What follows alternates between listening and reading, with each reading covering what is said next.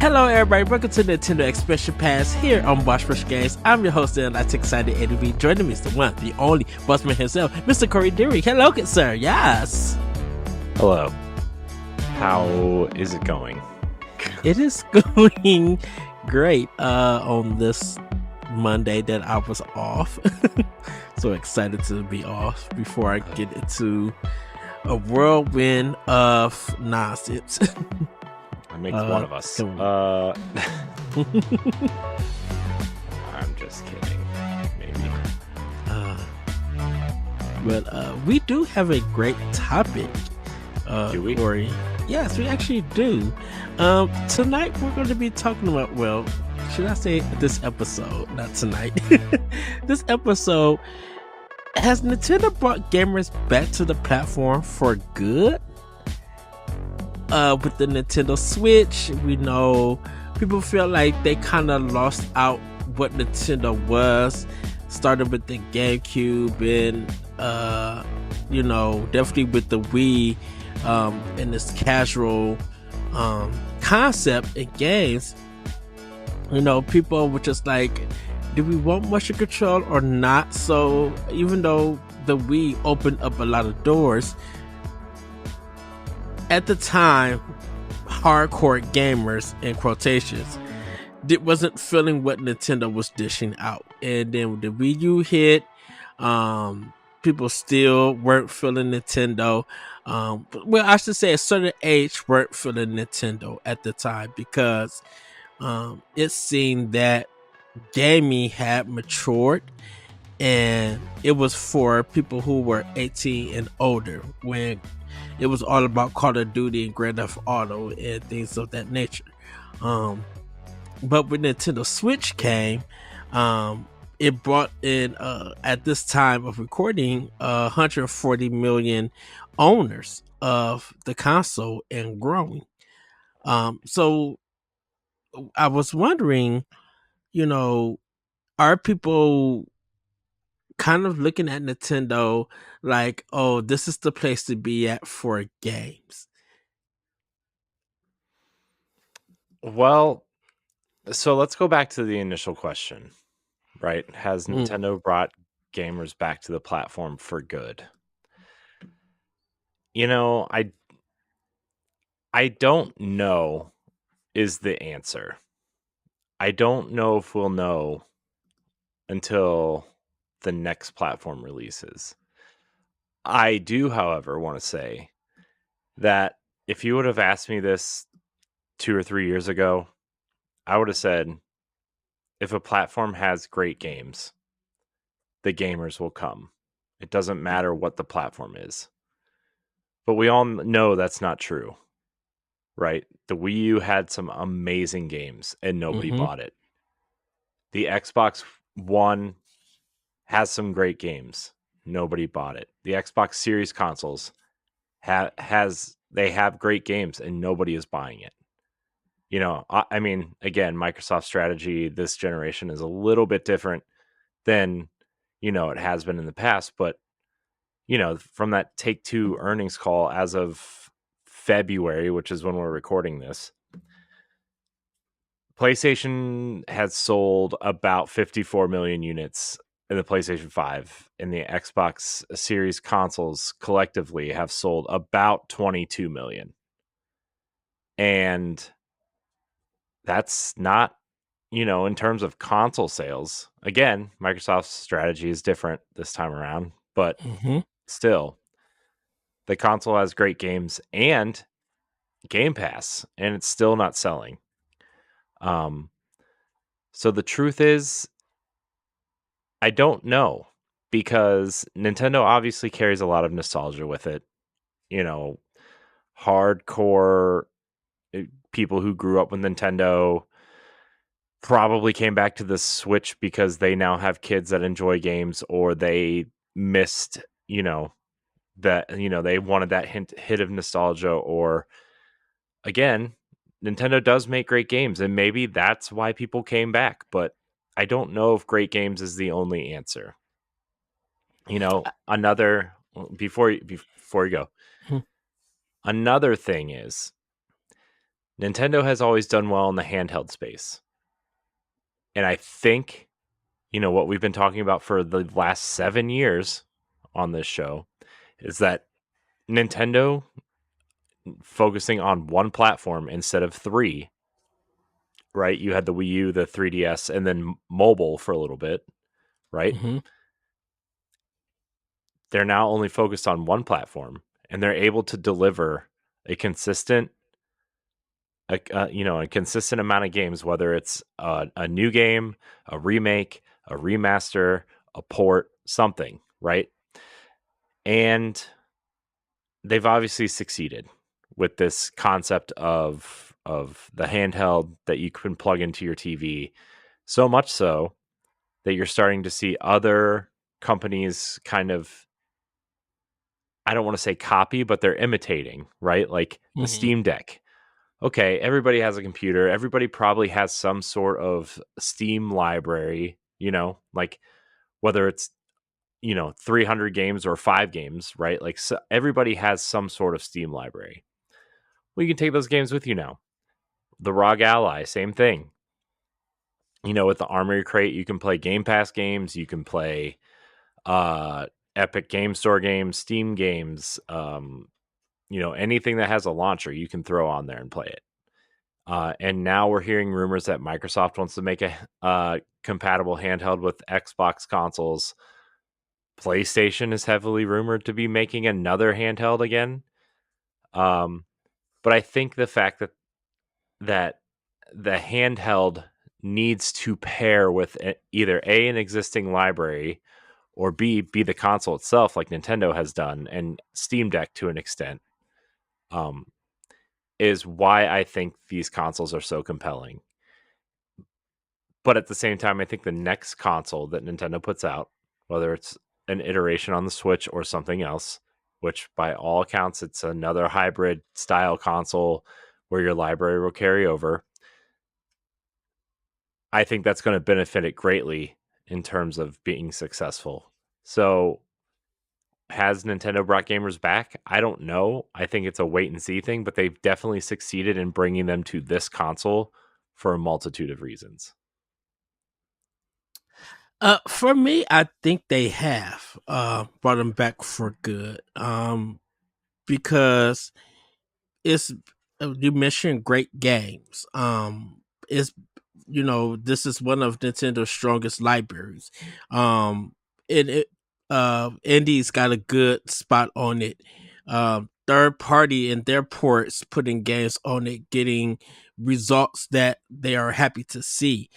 I think Nintendo, if we're just speaking about them alone, with the marketing of the amiibos, marketing, um, with the OLED and the light, and just showing people how easy it is. The Pro Controller, how you could take your game on the go and then continue it, like when you put it on the dock, it goes on your big screen. I think they really were able to bring people into their into their ecosystem and be like, hey, we got games for everybody. Yes, we know you want to play your mature games.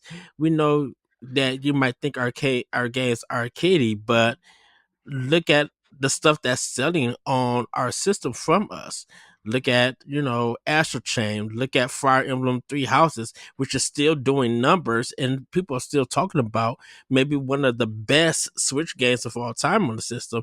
The Legend of Zelda, Breath of the Wild, and Tears of the Kingdom doing numbers, just like Mario Kart 8 hitting like half of the sales of the system itself with 60 million and growing. Uh, Nintendo really just showcased that, hey, you guys could play our games whether at home or on the go. If you here, take the Joy Cons out, pass it to your friends, and control it. It's been, I think they brought them back because, of course, of the great games, but their marketing literally has been strong. Um, their Nintendo Directs have been, whether some people want to say hit or misses, they have more hits with the Nintendo Direct than they have misses, because everybody, when they got something unexpected as a game, people were going to be like, "Oh, I'm planning to get it." pre-orders really jumped up for Nintendo from gamers. Like if you wanted your physical copy, people were already pre-ordering it. And then pre-orders became a big thing also on the digital space. When Nintendo introduced the vouchers, people were been buying vouchers and get ready for those games and stuff. Like just look at the way that Link's Awakening, when that got previewed and how people lost their mind. And then you see the numbers that it's doing.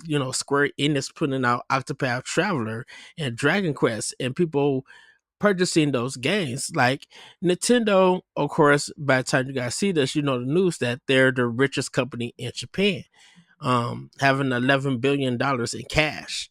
You know, like that really showcased how hard Nintendo been working this era to bring gamers back to their platform.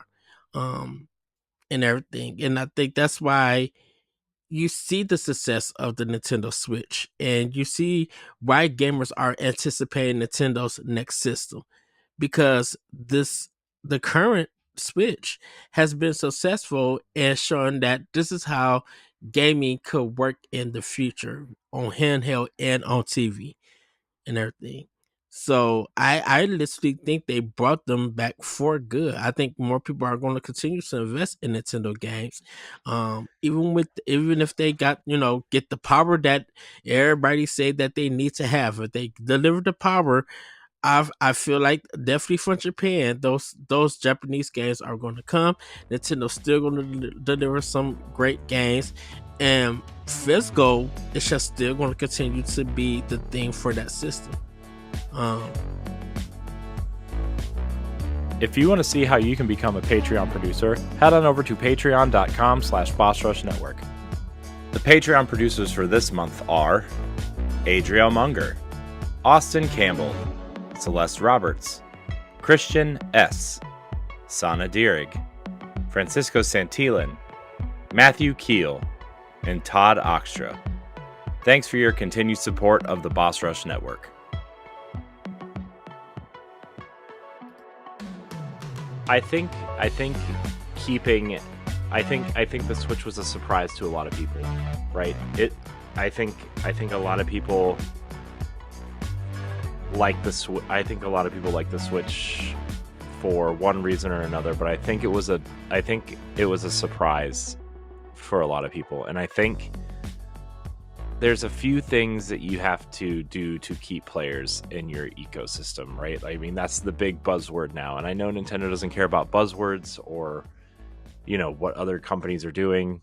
mm-hmm. But I think there are certain things they have to do on the next console to at least have people pay attention, right? At least they have to pay attention to the other consoles for, I would say. One, their online functionality has to be better. Playing online has to be better, right? Smash Brothers was a mess at launch. Mario Kart 8 is a mess all the time. Splatoon, at least early on, like the online connections were terrible. I remember seeing, our friends say, "Man, I want to play Splatoon online, but I can't right now because the servers are messed up, or I can't get into a lobby because the internet stuff just doesn't work correctly." Mm-hmm. And it's not just that. It's like, making your Nintendo Switch ID more pronounced across the console, across the Nintendo ecosystem. I know that word is kind of annoying to people, including me, but like that's got to be that has to be part of their focus. It doesn't have to be the whole focus. It doesn't even have to be their primary focus, but it has to be a focus. I think the Nintendo Switch store is terrible. I think the eShop is terrible. I think everybody kind of agrees that the eShop is terrible. It's gotten better over time, Mm-hmm. but I still think the Wii U's eShop was probably their best effort at least organization and where you can find certain things. They had a whole section for indies. They had a whole section for first party games. They had sectioned off by characters. The Wii's virtual console was pretty good. So those things I think they need to those are like the three things I think they need to adjust. Better online play, make your Switch ID more pronounced and let you like actually see other thing like what your friends are doing. I think friend codes need to go away personally. I don't know how integrated those are into their Nintendo Switch IDs moving forward, but they Mhm. are kind of annoying. Um, although don't I don't really care about it anymore. It's just annoying. I would rather just go up to somebody and give them my ID instead of my Switch friend code, right? Um, I do think they do a lot of things well, though. I think their NSO service is awesome. It's organized well. It's updated pretty regularly. Although, obviously NES and SNES aren't as updated as they were at the beginning. Um, I think that stuff's great. And if you are, and the thing that bothers me the most is that people complain about that service. It's $50 a year. I'm like, oh my gosh, you're paying $200 a year for PlayStation Network. And it's like, I get it. You get this big library of games with it and online service, but like, I don't know, $50 seems kind of cheap to me for, the expansion pass version of it. I Mhm. also think what's nice is that most of the games that have expansions, the expansions are added to NSO, right? Maybe not Yes. right away, but the Mario Kart DLC was added to NSO for free if you subscribe to the expansion pass. The Animal Crossing coffee shop edition, whatever that was, was added to NSO. Splatoon 2's the expansion. I almost said Octopath. Octopath. Uh, the Octo expansion was added.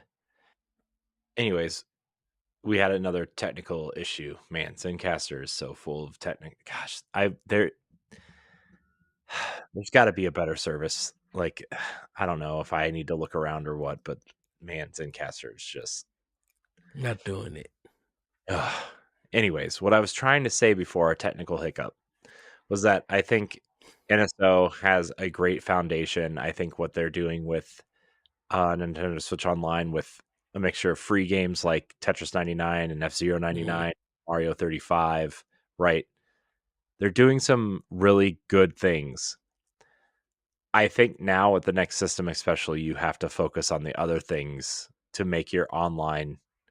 It doesn't have to be Xbox Live, but it needs to be serviceable and it needs to be legible and your online profile needs to be relevant to your online play. uh, Mhm. and so that's my thing. I know Nintendo's always going to be more about the single player experience or the couch co-op experience, but they have to realize that, especially with the Switch and your ability to connect with other players mobilely, that you have to fix that connectivity issue. And Um, I hope that that's one thing that they work on and fix, because especially if like your digital library is coming forward with you, your physical library is somewhat backward compatible, like, supposedly, they have to figure that stuff out. And if they can do that and they can keep, if they allow people to keep their libraries moving forward the way that Xbox is doing and PlayStation is, sort of doing, I say sort of because of it's only PlayStation 4 and 5, Mhm. where Xbox is really trying to do all four generations, five generations, however many Xboxes there are. If Nintendo can do that with your Switch library moving forward, with their NSO expansion pass subscription service and giving you free games and fixing their online stuff and fixing their store, I don't know if Nintendo, I don't know if anybody offers a better overall experience than I don't know if anybody offers a better experience than Nintendo. I think if they fix those things, right? I think their library is clearly stronger than Xbox's. I'm sorry, it is. I think depending on the game type of games you like, their library could arguably be stronger than Sony's. They have more games coming out than both of those consoles combined, first party wise. Yeah. So the quality keeps coming. You know, I would say internal Nintendo quality is coming. You know, you could argue about their sports games and Mario Party and those types of games, right? But their main attraction, their Mario games, their Zelda games, Metroid, you know, Donkey Kong to an extent, all, you know, their offerings are great. And I don't know if anybody does it better. And I don't know if anybody will ever do it better as long as Nintendo is Nintendo, right? Mm-hmm. You know. Well, it is true. That is true. Um, and I know they're going to have an uphill battle with their next console because we this is the thing you got some people got to realize. PC players, and yes, I got to talk about the PC players. They already feel like they're getting that same Switch experience with their Steam Deck, and because games can run on it better, and they got this full library of third party and indie games, that they feel like they won't have a need for like Nintendo. Since Microsoft is bringing their games to Steam, PlayStation is bringing their games to Steam. They could get that full experience of a console player through their PC. And it just seems that Nintendo themselves, because of the technology they decide to go with, is not pulling them in. But I think a lot of PC players are missing the games that, from a Nintendo perspective and from them as a first party, on why they are so beloved and why they're selling a million plus, and why sometimes some games are being exclusive and not going anywhere. Like you can't get Fire Emblem Three Houses on Steam or PC, and what is the equivalent to that? You know, Hades had been on Epic Games on PC for years, yeah, but early access, and they didn't really fully get the game in recognition, in my opinion. This is just my opinion, until that mug hit Switch. Because when Hades hit Switch, that's when Hades was getting Game of the Year nominations Mm-hmm. I and would, winning. Oh, go ahead. yeah. Oh, I was going to say, to your point, I would argue the only major franchise that, well, there are probably others, but the only major franchise I can think of off the top of my head that Nintendo isn't getting, you know, new entries in is Final Fantasy, Mm-hmm. right? And that will hopefully change too with this, you know, this next console that's more powerful and has the right, you know, this console may have the ability to have them kind of downgrade current gen versions of games easier, right? I think Yeah. you know, because I mean, even there's an article as recently as December that's said that Square is working on like the Final Fantasy VII remake, the, you know, the first one might be a launch title for the next console, which, you know, granted 2 years late, but also like that would be a pretty big launch title for a Nintendo console, right? And we talked a little bit about it on, I don't remember if it was PAL Block or an It's Power expansion Block. pass, It's Power but I Block. think Nintendo sees the hype around Final Fantasy VII right now. And, you know, Nintendo would never admit it because Nintendo is Nintendo and they're very prideful and they have franchises that, like, they've obviously lived without Final Fantasy this long. Like, you know, what's another generation? But I think they look at the hype around Final Fantasy right now and they're like, man, you know, we wish we had something that could handle this because it's such in the zeitgeist. But I think Nintendo is fine not having Final Fantasy, Well, and the reason. that's what I'm saying. They've survived this long without Final Well, Fantasy, and well, of well, course, the console's going to be fine without it. But I think they. I wonder if Nintendo's feeling any FOMO from this.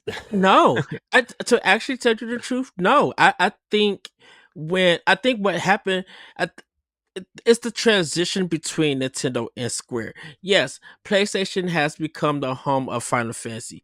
That's great and all, but Final Fantasy wasn't started to lose its popularity with Final Fantasy 13. People didn't understand Final Fantasy 12. Yeah, Final Fantasy 10 was good and everything, but that was kind of like the last one. And when Final Fantasy was trying to find its footing and stuff, Square Enix was also trying to find out what works because Dragon Quest 8, that was big in Japan but really became niche until Dragon Quest the remakes, and then Dragon Quest 9 hit 3DS. Like when Square got back with Nintendo and we started getting like Bravely Default 2 and some of their other games and stuff, people started recognizing the Square that they missed in the past that was making them money and stuff. So when we got to the Switch generation, because we didn't really get Square Enix on Wii U, like Deus Ex, like Human Revolution, like we didn't really get that much representation, which is fine. But when Switch came and we got Octopath Traveler 1 and 2, Harvest Stellar, um, we got the Final Fantasy collection. But when the Square Enix starts putting out these small games and it was making the money, like Voice of Cards and stuff like that, when Square Enix started seeing more money come from Nintendo and everybody had to wait for stuff for PlayStation and Xbox for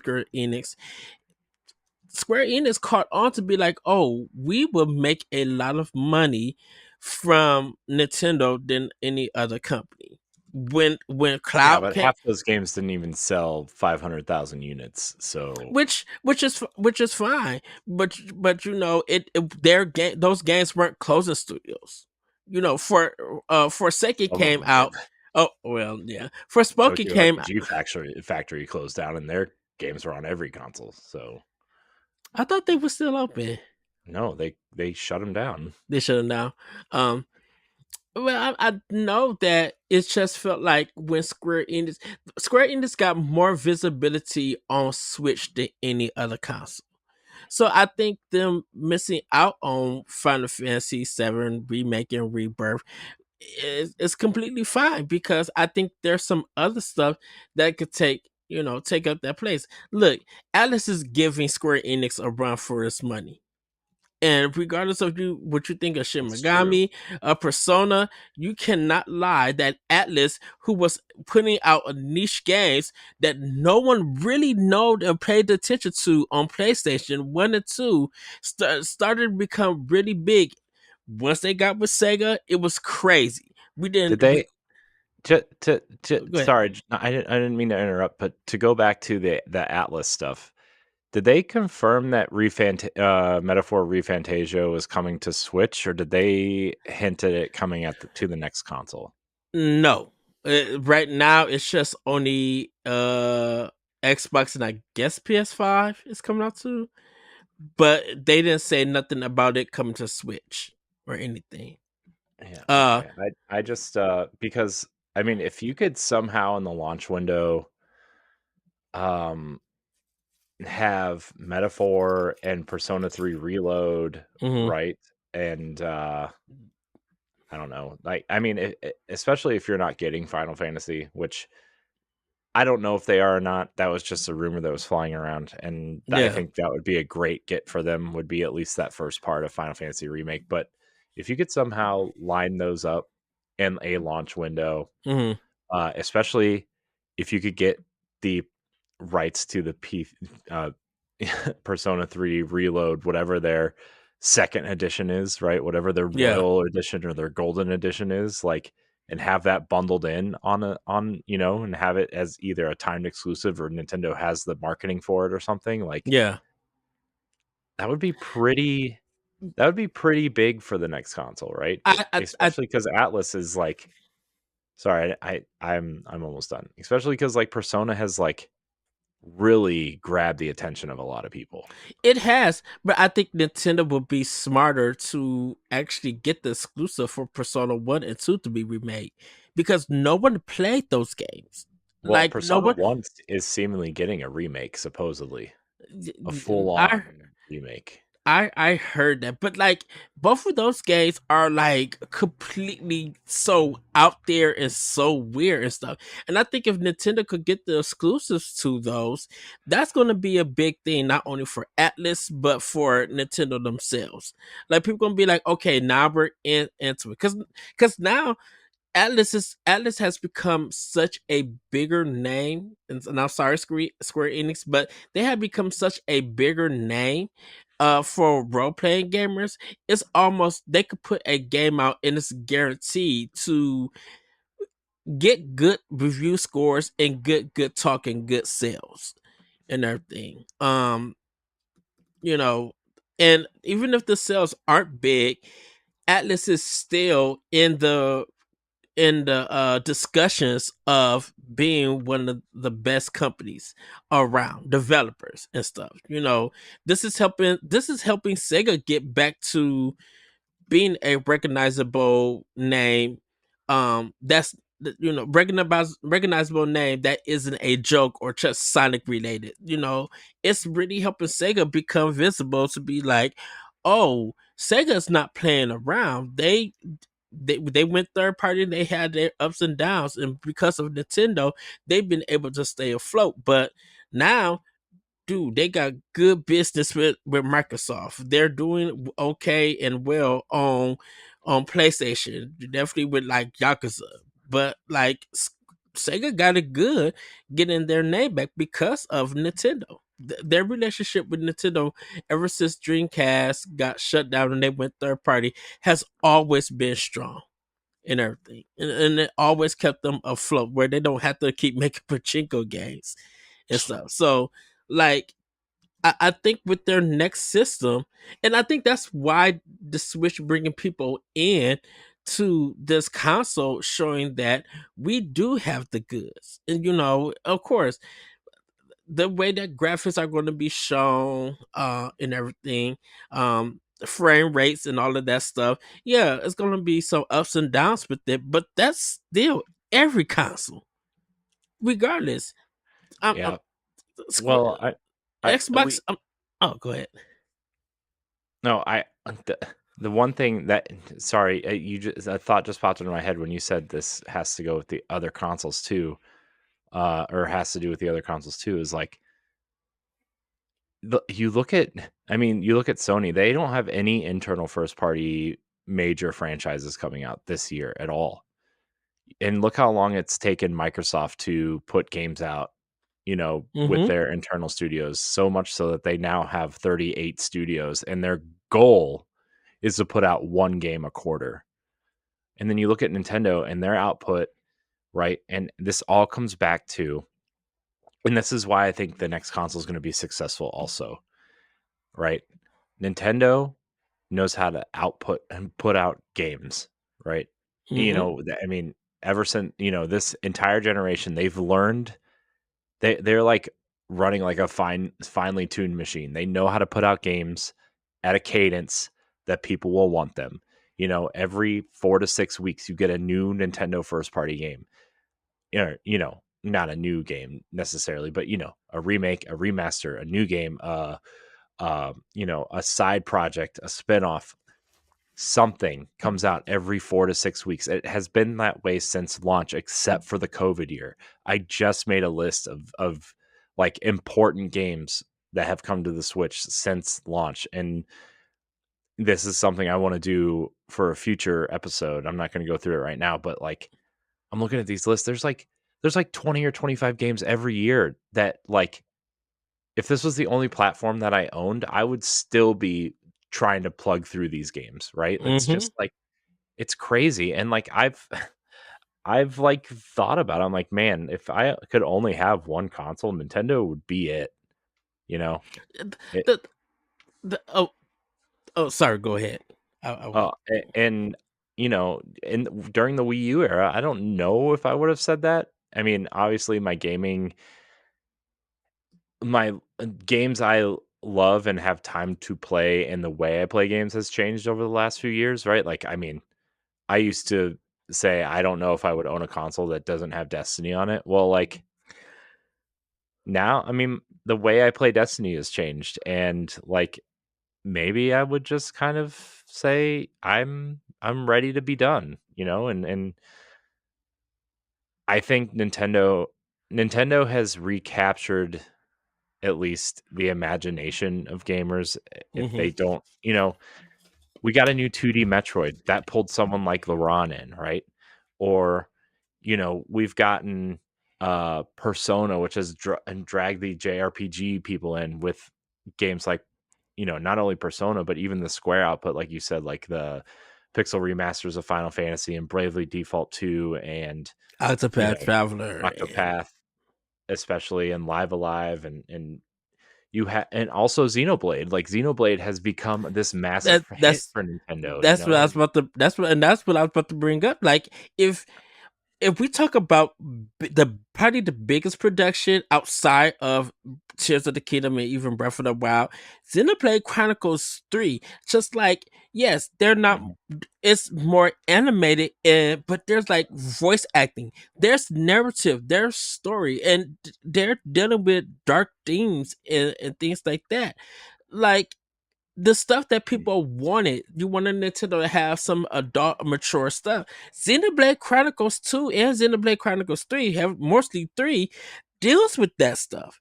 And mhm. it's just like out of out of every out of the mature stuff that the other companies put out, Xenoblade Chronicles 3 will have you running through emotions up and down, surprising you left and right, giving you stories that I can't believe Nintendo allowed this. Like, wait, what?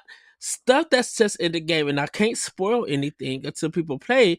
You will put your controller down and just have your mouth agape because of what you're viewing and everything. Mhm. And then you'll get back to the gameplay, you'll get back to the grind, you'll get back to all the story quests or side quests or whatever, and you will be amazed on how much is into this little cartridge or digital download or anything. You'd be Mhm. like, Monolith Soft went snapped off. They went overboard, but Well, I think but that's I the th stuff that people wanted. yeah, and I think especially I think Nintendo has you look at the studios that they own, right? Mm-hmm.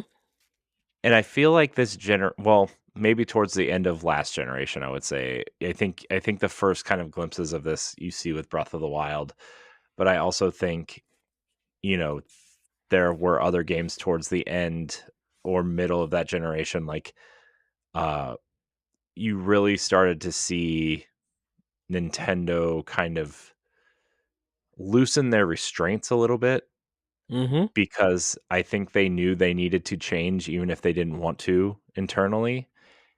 And so you get something like Xenoblade Chronicles 2 from Monolith, which makes that series, oh, where's the first one? I want to try this first one. And then the definitive edition comes out and sells more than 2. And then you get 3, which is just this monster game that now has made this a full-blown franchise for Nintendo. Or you see Right. the way that Breath of the Wild and Tears of the Kingdom have captured people. I mean, even something like Mario Odyssey, which is just a super high quality 3D Mario game Mm-hmm. that changes just enough of the mechanics and has these really intricate worlds to explore, captures people, right? And Yeah. then alongside these new experiences, you put out, Mario Kart 8 Deluxe, which is, yes, it's a port of Mario Kart 8, but you revamp the battle system, which makes that mode more fun. You put out a ton of free updates. That's more fun. Then you put out this massive DLC, 48 new tracks of like remade classics. You put out some of the mobile levels, which I would argue are the weakest and of all of and them. But and then like you you also said, put out new, and like you said earlier, Corey, if you got in that stuff, you get that stuff for free. yeah. And then like they also choose the right partners to work on franchises, right? Mm-hmm. You look at Mercury Steam and Metroid Dread, right? Obviously, Samus Returns for the 3DS was a proving ground for them, and Nintendo liked what they put out, and so they gave them the keys to this, you know, long awaited, long rumored, legendary Metroid Dread, and it turns out to be the best Metroid game maybe ever, arguably. And then you see them working with Koei Tecmo on Fire Emblem Three Houses. They put a And new spin on this franchise that was rebirthed from Intelligent Systems, really with Awakening, yeah, and then you take it to the next level with Koei Tecmo, and they see things like Persona and these social link type things really making sense in this game. Uh, it just the storytelling and Three Houses just grabbed everybody. People were replaying that game when they was. I just spent 50 hours in the game. I'm about to spend another 50 doing the other houses, and people were debating on who they love and stuff. Like yeah, that game put a hold on people. yeah, and then you work with a company like Atlas to make Tokyo Mirage Sessions, which is Hmm. an incredible Persona like experience on the platform. And Nintendo's just made a lot of really smart decisions since, I would say, I mean, visibly since, 2015-ish. Uh so probably obviously before that, probably the last decade, I would say, of their development time or more.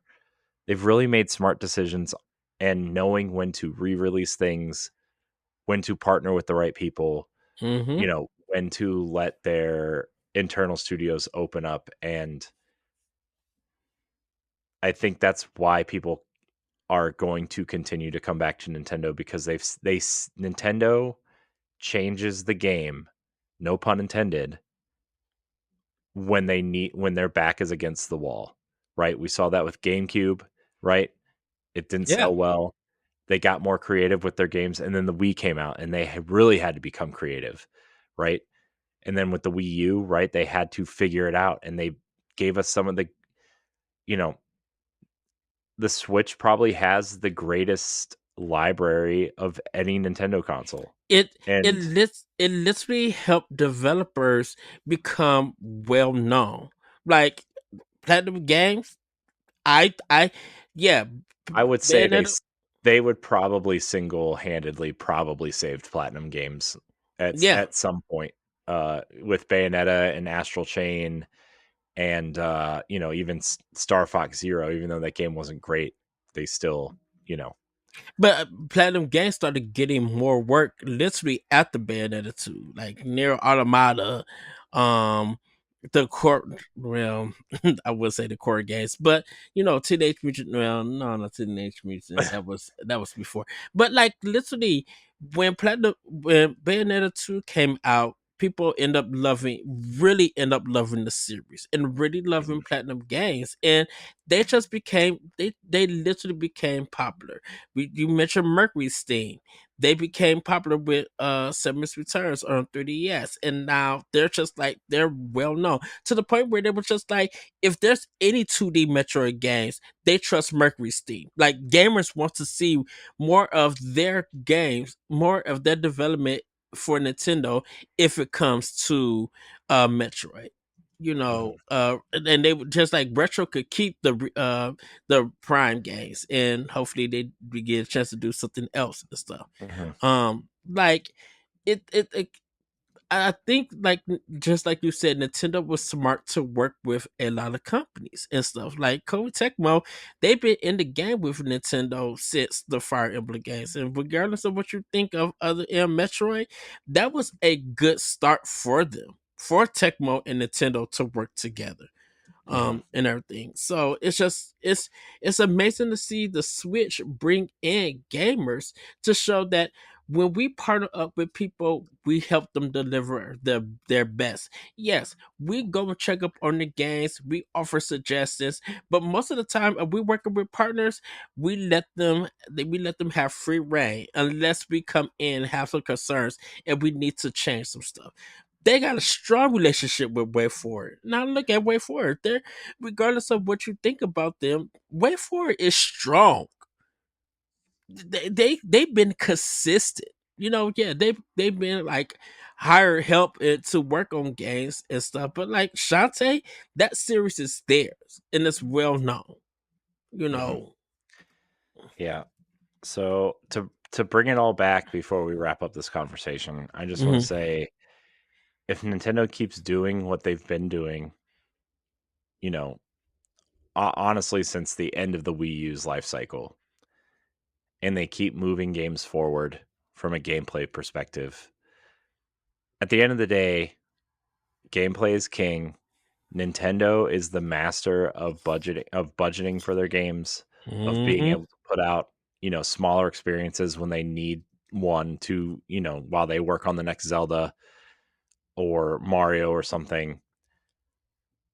I think you're going to see I think you're going to see in the next, I would say 5 years. Not you're not going to see this change overnight, but I think you're going to see a company like Sony look at Nintendo pumping out 6 to 10 first party games every year, regardless of who developed them or what type of first party game they are. Hmm. And they're going to look at that and be like, we didn't put out one single first party game this year, you know, or we only put out one first party game.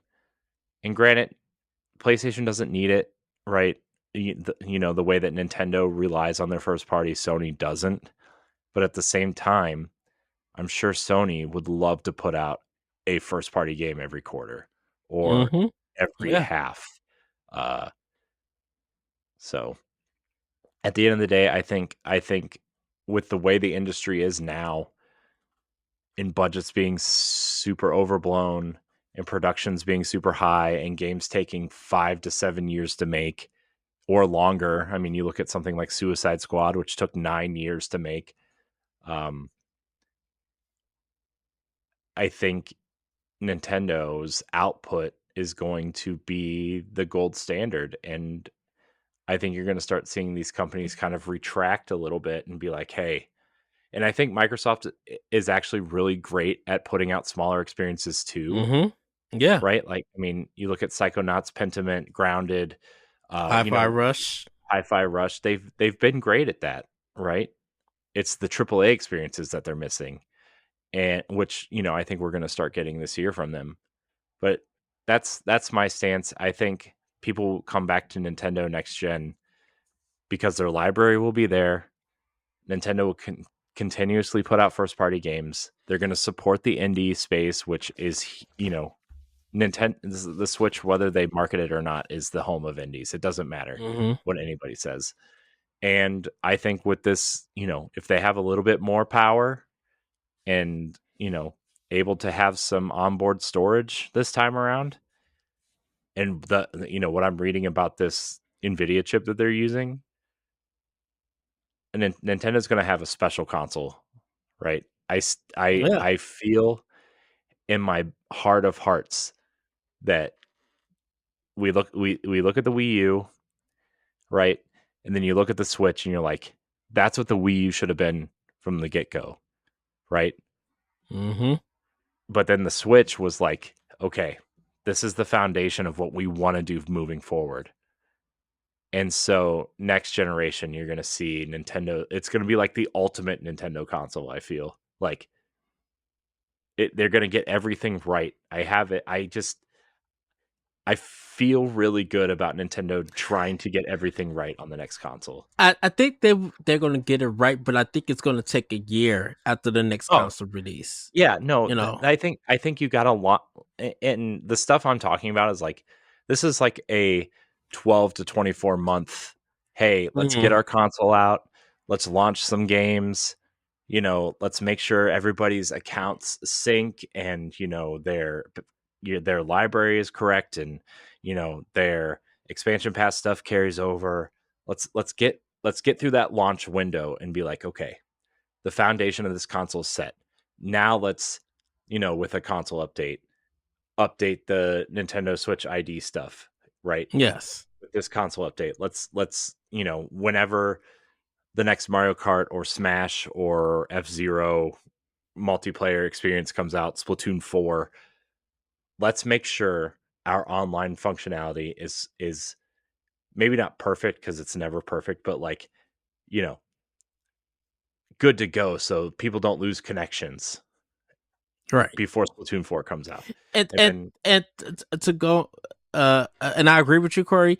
For the online section, they know they gotta make this strong because Call of Duty is coming to your system, Mhm, and it needs a that's strong another thing. online connection. And it's not just Call of Duty. Like you could potentially get Diablo 4. You could get, Mm-hmm. Overwatch 2 is still, you know, regardless of what people say, Overwatch 2 is still really big. Microsoft, Minecraft is still big. Microsoft's going to start bringing some of these multiplayer games. Sea of Thieves, they're going to start bringing these games over to your console. You better be ready for them. Yeah. You know, Yeah. and there's a lot of potential. Fortnite's still huge. Disney's new, Epic Universe thing that they're building is going to be huge. Uh, there's a lot of multiplayer experiences that could be coming to your console and could potentially be huge on your console because they can play it in handheld mode. They can play it anywhere. Right. You better be ready. And Nintendo got to. You cannot just think of Japan. You are so big now. You have to think about I mean, global. with the theme parks and the movies and the Mm. shows on TV, Nintendo is a global brand. I know they're Yeah. so focused on Japan and how people utilize their consoles in Japan. I think this generation, they're finally opening up and they know they are a global company. They are the Yeah. Disney of video games, Yeah. right? Whether Yeah. people admit it or not, depending on how you feel about Disney or not, they are the Disney of video games. They have experiences for everybody. They want Mm-hmm. everybody to feel the magic in their consoles, in their theme parks, in their movies. Nintendo is hitting their Disney status right now, and they Yeah. need to take advantage of it. Like they're good at local online. Like I mean, just like you with somebody with their other Switch, you guys like go like you connect and play like that because of the 3DS and DS, like the handheld experience and all of that. But now, since a lot of gaming is online focused and not so much live service and games as a service, not so much that stuff, but just like multiplayer modes that you could be able to play with people around the world. It has to be strong, and Nintendo has Mhm. to come with it. That I mean, and it's going to be a concern, but they have to make sure that look, you just cannot think of Japan. You got to think of America and Europe on how people are gaming, and you see that they're always online doing some sort of gaming. So you got to make sure your technology is up to snuff to do that. To Mhm. even to meet up to the requirements, match it, or be able to take notes and be like, okay, how can we make this greater than what we already have? Mhm.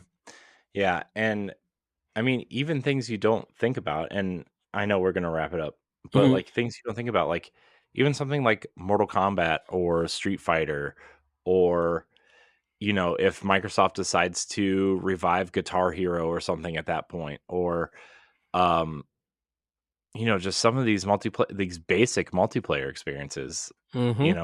are people love to play these games like that was the revolution. You can play console games on the go. And like we talked about how like the Vita was almost there, right? They were almost there. It was the memory card and the back touchpad and the Vita had a lot of issues, but it was almost there. And the Vita walked so the Switch could run. And we talked about that on the Indies episode that we did of Expansion Pass. And Yeah. we're talking about it now.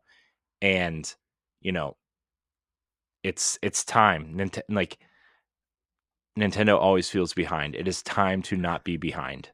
We're taking that technical sacrifice so we can have the hybrid console. Make sure your other stuff works so it doesn't feel like an archaic piece of machinery. That's all Yeah. I'm saying. Yeah. So, I mean, you they brought in the players for back to Nintendo. So now you got to prove to mhm. those people why they Yeah. should stay. Yeah. And I believe Nintendo could do it. Yeah. I think as much as I loved, the era of Reggie and Iwata, Hmm. right? this era of Nintendo seems to know, they seem to be knowledgeable of what's happening now, right? Yeah. And they are merging the legacy with the innovation and technology of now, and they seem to really know what they're doing. And so I have a lot of faith in Furukawa. I have a lot of faith in Doug Bowser, whatever decisions he's allowed to make or is making. And I think we are about to see a Nintendo that we haven't seen before, which is Yes. exactly what we saw with the Switch launch and everything after that. I think we're about to see a Nintendo that we have never seen before, and that makes me really excited. Yes. Well, everybody, that's gonna be it for this Nintendo Expression Pass. That do let us know if if you came back to Nintendo, not just to our podcast, but yes, welcome to our podcast, everybody.